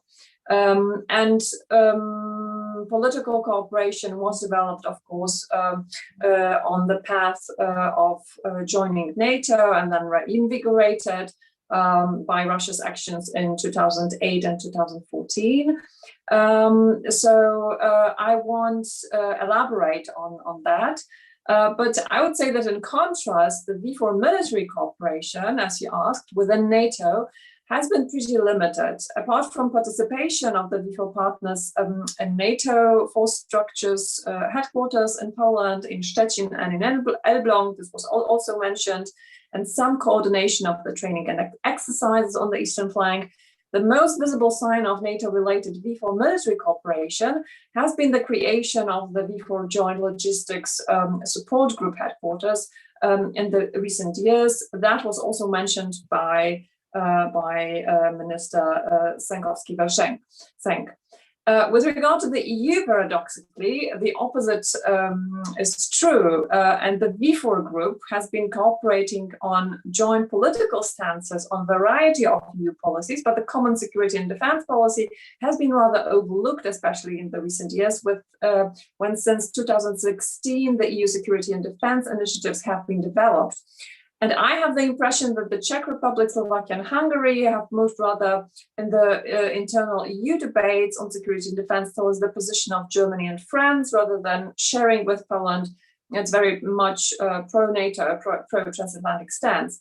But on the other hand, the most successful example of V4 military cooperation has been developed exactly within the EU, and this is the V4 battle group, which has been on standby in the EU already twice and is scheduled for 2023 for the next time. And this group is a vehicle, an important one, I'd say, for continued training exercises, increasing operability and readiness of the V4 armed forces. But what are the prospects of V4 cooperation from my perspective? And I would place them both in political and military sphere, since the European and regional security environment is rapidly evolving. External threats and internal challenges are growing, and NATO and the EU are looking for new security concepts. And from my perspective, regional cooperation like V4 format thus needs to be reinvigorated to respond to these developments and to enhance Western political cohesion and military capabilities in Europe. And my 3 points on the need of more V4 coordination. And first, I think the region needs to underline in the EU, especially, the vital need to preserve a close US-EU relationship in a more competitive world. A balance in the EU is needed to be found between more European sovereignty or strategic autonomy or open autonomy, as differing names are circulating in the debates, and transatlantic cooperations in key issues like China, Russia, technology, for example. Second, I think that V4 countries should start to rethink how European allies can engage more in collective defense and in deterring Russia on the eastern flank to a greater extent than European allies are doing that today. And I suppose that will be an issue for the debates around the new strategic concept. And third, as it was also mentioned, the countries of the region need to ensure that the EU security and defense policy develops in full alignment with NATO. And it should be the region's priority to encourage the closest possible linkage between drafting the EU strategic compass and the NATO strategic concept. And there is a lot to be done. New challenges will need more substantial regional cooperation in the future. And I think I'll stop here. Thank you very much. Definitely, we could see a testing ground during the crisis when Russia was building forces close to Ukraine borders, that we could probably more effectively use different tools at our disposal together with the EU. Maybe we would be able, if we coordinated better, would be able to convince EU to send the signal that sanctions are on the table. There was no this signal, but this is still political area, not defense cooperation. Coming back to defense or different forms of practical cooperation that we can see in the future, Matej, NATO and EU are under constant attacks through disinformation in cyber domain, and we also heard from ambassadors that resilience will be probably high on the agenda on the NATO summit and in the new NATO strategic concept. What could we do together to contribute to greater resilience in our region of our states, our region in NATO and EU? Thank you, Wojciech. First of all, thank you for opportunity to be here. All of you, it's both pleasure and honor to have opportunity to share my thoughts and perspectives in such great company. Well, resilience. To unpack resilience, I think we need to go and ask ourselves quite complicated and critical introspective questions. The departure point for our discussions about resilience, I believe, should be found in our self-awareness about our own vulnerabilities we have in our security, defense, or in all other kind of systems. We can and we should probably start with the COVID pandemic, which of course generated huge experience where we can start assessing our systemic preparedness to cope with and manage such a major crisis. Such questions should be asked really immediately and with no exceptions. My thoughts on this question is like, where our decision makers able to communicate during the crisis orderly, in time, and without causing extra confusion? What we learned about the use of the armed forces across the V4 in assistance tasks during the crisis regarding their capacities, capabilities, and ability to cooperate with civil crisis management agencies. Do we find our current legislative in areas like protection of public health, civic contingencies, crisis management suitable and up to task? These questions, of course, need to be answered on all national levels. And after we have solid answers for all these questions and more questions, we need to share what we find out and discuss it with our partners and allies. First steps in this way, I believe, were already taken. For example, in October last year, there was formed a virtual V4 platform, Information Exchange Center on COVID-19. I believe that is something we should take further and establish into the more regular platform to discuss, or collaborative forum, better say, for information sharing and coordination of our responses in the area of civil protection, crisis, disaster, and risk management altogether. In 2016, Warsaw Summit gave us, I believe, really great checklist regarding resilience by defining 7 baseline requirements for civil preparedness.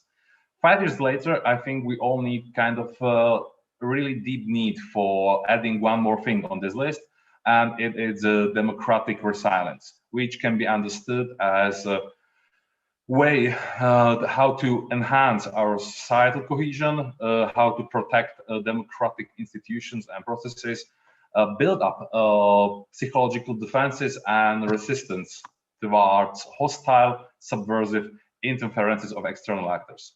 Resilience indeed constitute our first line of deterrence and defense against disinformation, malicious cyber activities, strategic corruption, homegrown non-state paramilitary groups and extremism, or information operations run by foreign intelligence services, and other activities we usually discuss under the label of hybrid threats. Here, all V4 countries are, since last year, part and members of the Hybrid Center of Excellence in Helsinki, which I believe would be a great platform for further discussions, not only with V4, but also with NATO and EU partners, how to deal with hybrid threats. And that would be all from me for now, and thank you for having me one more time. Thank you very much. And I will go straight to Martin, who has worked for many years for Ministry of Foreign Affairs and dealt with V4 there, so he has a first-hand knowledge on what works and what doesn't work with V4. Martin, the screen is yours. Thank you, Wojciech. Thank you for a kind invitation. It's always Good to see all good friends. Yes, you're right. I spent a couple of years being responsible for coordination of the Visegrad Cooperation, the MFA. Since then, I became nature-wise a fan of Visegrad, but at the same time, I'm pretty aware of its limits. And I think it's needed to speak about the limits of the cooperation. It's needed because if you do not elaborate on the limits and limitations, you just waste your time with unnecessary illusions. Let me clearly say that despite many occasions that I witnessed, meeting of the defense ministers, chief of general staff, proclamations of the prime ministers, many, let's say, proposals of cooperation in terms of between our armies, defense industries, or on a strategic level, just few have really materialized. And it has a reason. It has a reason apart from the political will. I think that there are clear reasons. First, that we do not have an entirely same threat assessment. So we differ in the threat assessment, and we do not have in the Visegrad Group any mechanism to have a common threat assessment, right? Taken into account informal character of the V4. It is informal grouping, so we will never have a mechanism to have a really common threat assessment. Second, we have a different structure of our defense industries. In some countries, you have a giant companies, defense companies with high share of the state. In other countries like the Czech Republic, you have a rather small private companies. And you have also quite high amount of protectionism in defense industry. And rightly so, I understand, because defense industry is high value industry, right? So necessary-wise, you have a protectionism there. And you have also differences in the defense planning. And now our defense planning of our V4 countries is mainly driven by a NATO defense planning process, which is set on the bilateral basis, right, between the NATO and the respective member states. And this all leads to the situation that we never elaborated on some really strategy. I mean, V4 strategy, V4 security or defense strategy. And without any strategy, you cannot have a high expectation in terms of result. But having said that, I do not say that we should resign of having a security or defense cooperation among V4. I would suggest, let's say, that we follow, let's say, three main lines. First is NATO context, because we are still needed as a, let's say, initiators of the strategic debates inside the NATO. Second one is that we should go, let's say, on an ad hoc basis. When some particular opportunities for V4 arise, we should take this opportunity, but as I said, on an ad hoc basis. And the third is that we should put emphasis on the bilateral cooperation between V4 countries, because bilateral cooperation between respective V4 countries adds to this all patchwork of the security of entire group. So I will just shortly elaborate on this three, let's say, the NATO context as first. I think we still should be aware that the recent focus or attention devoted to the eastern flank is nothing granted. We can be glad that so much attention and focus is devoted to the eastern flank because we had a trigger, right? The trigger was the Russian action, but it is nothing granted. And in the long term, the V4 countries need to be able to have a proper argumentation why eastern flank counts, not only for our security, but to have an argumentation that eastern flank resilience is in harmony with future, let's say, future strategic goals of NATO, as Wes Mitchell mentioned, right? That it is not contradiction between eastern flank and the attention devoted to the China. So this is one thing. Then one very important, I think, inside NATO is that it is in our interest to increase the European level of ambition within NATO. It is in our common V4 interest. And we clearly need to see that actually the majority of the combat troops, majority of the combat brigades inside NATO are not American one, they are European one. The majority of the combat brigades are European one. What the problem is that we are not able to deploy them and to sustain them in the field because we are lacking combat support and combat support service. And I think here a concrete proposal would be to join forces with a European country that has money, that has capabilities, and that has will. And this is Germany. You know, because if you look at Germany and the framework nation concept, it is a huge concept, and it has, let's say, three priorities. So to build up follow-on forces in large formations, corps formations, to provide capability clusters, and the third, which is very important, to guarantee up to 1/3 of NATO ambitions. This is huge. So we should join forces and try to encourage Germans that they, invest within framework nation concept in this third element, to providing 1/3 of NATO ambitions, that they invest more in combat support service, all this logistic and also the life support. Because Germany, they have money and they do life support, the medical care within the EU PESCO. I think we should use our excellence in this regard. I am aware of the Czech and Polish excellence in life support, for instance, and we should join forces with Germany in order framework nation concept serves as an increase of European level of ambition. Mm-hmm. One minute. That's it. One yeah. more Okay. Okay. Okay. 2 minutes, right? Ad hoc, I will just skip to this ad hoc.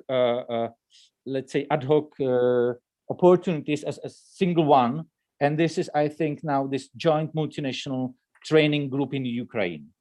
I think now this is a time that V4 that have this own training capacities would send as a group there in this Ukrainian combat training group, they trainers. We have trainers around the world. Why not to send them now in the Ukraine?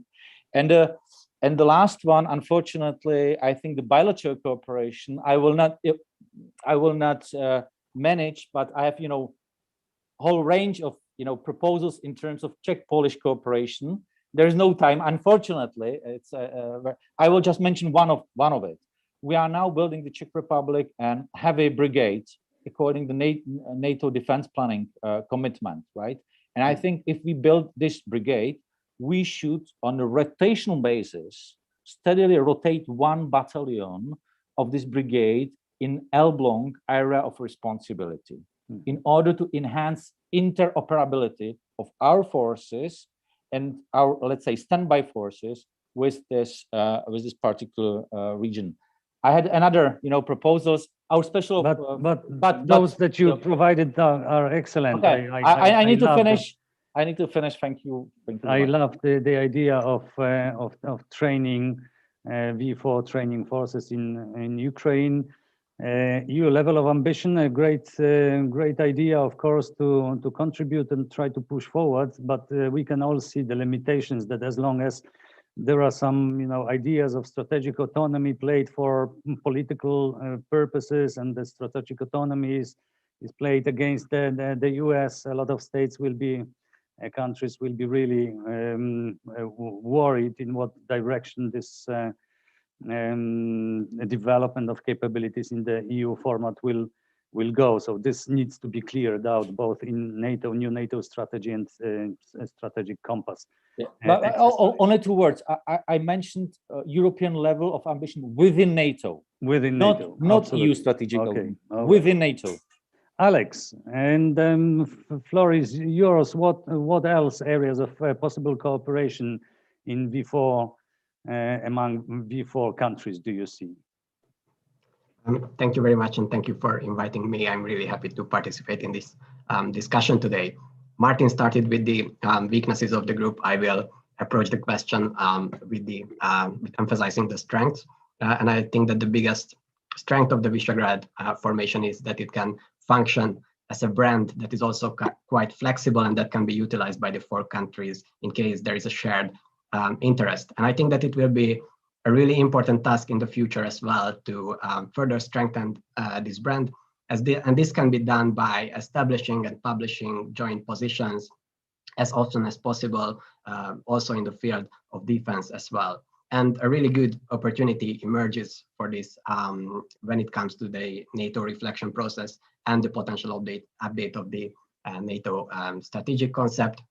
And I believe that although the V4 will not be perhaps the most important engine of the drafting process, but establishing a minimal consensus among the 4 countries and articulating a joint position concerning the 360-degree approach to security, concerning the role of collective defense, would be very important, and it could strengthen the image and the brand as well. And of course, there are also some practical steps that could be done. As Justina mentioned, one of the biggest successes of the V4 cooperation is establishing the EU battle group, and I believe that it would be, of course, a long-term goal to keep this battle group alive and offer it for the EU forced structure from time to time. But another long-term goal would be to make it possible to offer the battle group structure within the NATO force structure as well. It would be financially reasonable. It would follow the idea of the single set of forces. It would, again, increase the visibility of the V4 and perhaps help us to align NATO and EU institutional structures as well. And another important aspect is, of course, the establishment of the Joint Logistics Support Group HQ as a NATO capability target. Reaching its readiness and conducting the necessary exercises for this will be another key milestone for the group.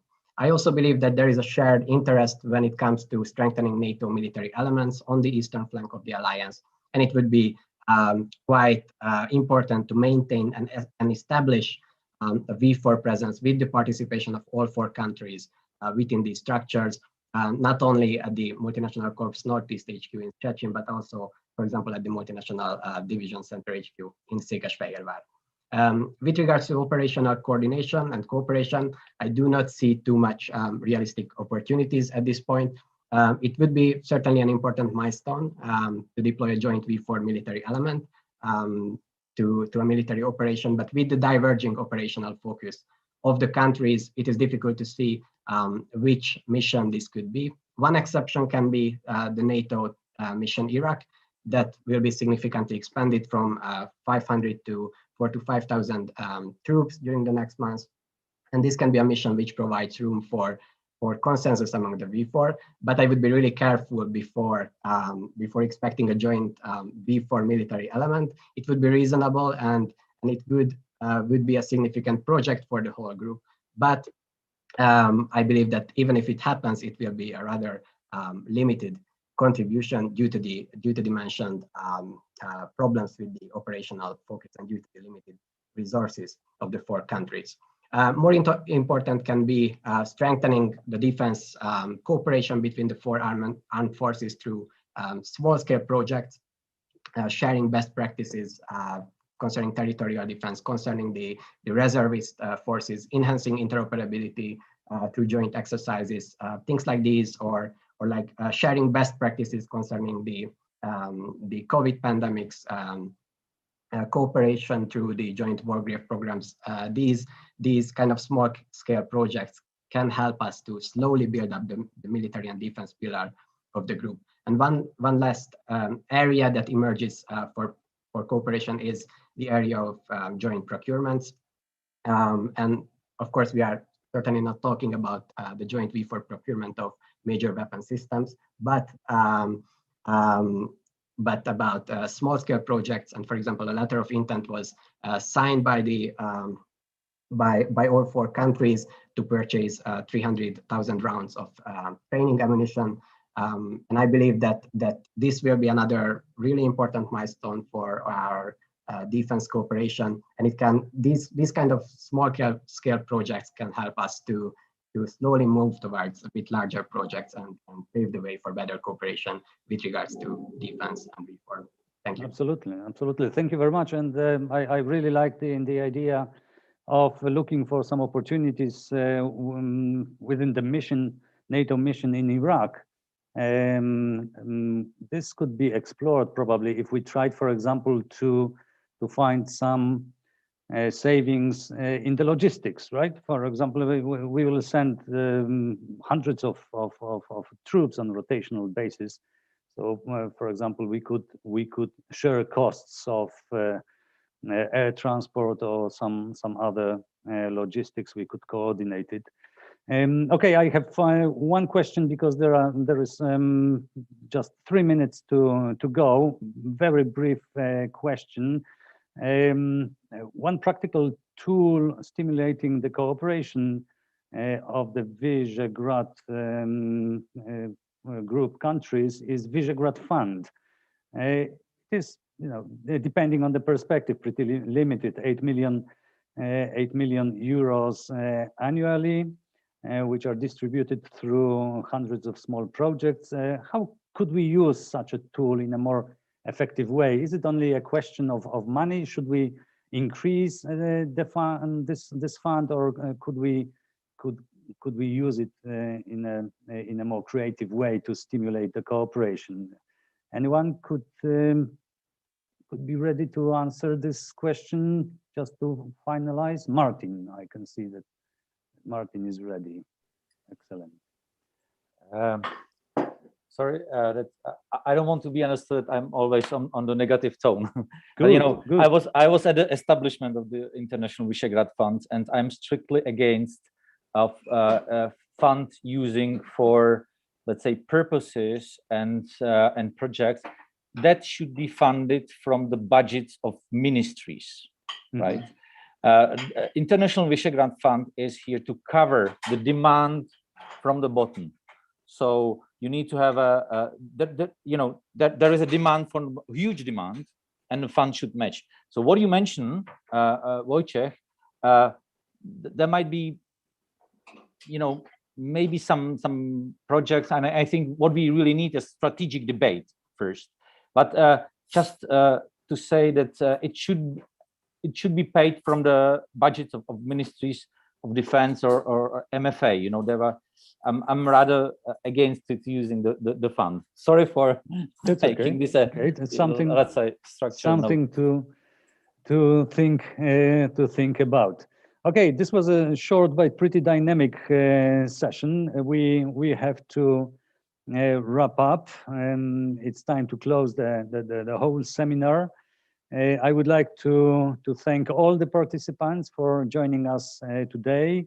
The Minister, Excellencies, Ambassadors, general public interested in security domain, and V4 group. And definitely we are entering, or we have already entered, the era of great power competition and challenges associated with the rise of China and really aggressive policy of Russia.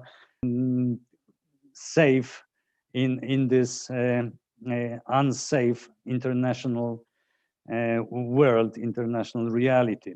So thank you very much. Thank you to our Brussels office and to our embassy, our delegation at NATO, and see you next time. I'm sure that we will have plenty interesting subjects to discuss, to debate. See you. Goodbye. Bye. Goodbye. Goodbye.